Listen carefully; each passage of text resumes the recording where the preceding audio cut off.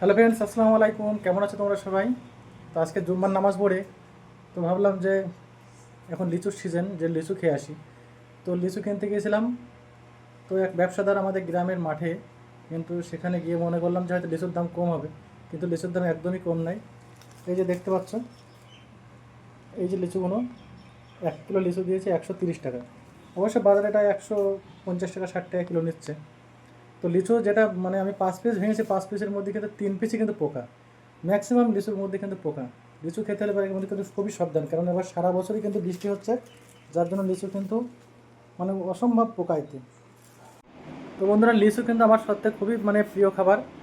কারণ আমি বাজার থেকে যখনই লিচু কিনি তখনই কিন্তু 2 কিলো 3 কিলো করে কিনি। কেন আমি একাই কিন্তু যদি লিচু মনে করি যে খাবো, আমি কিন্তু একাই 3 কিলো লিচু কিন্তু জায়গায় বসেই খেয়ে নিতে পারি। আমার লিচু সব থেকে প্রিয় খাবার।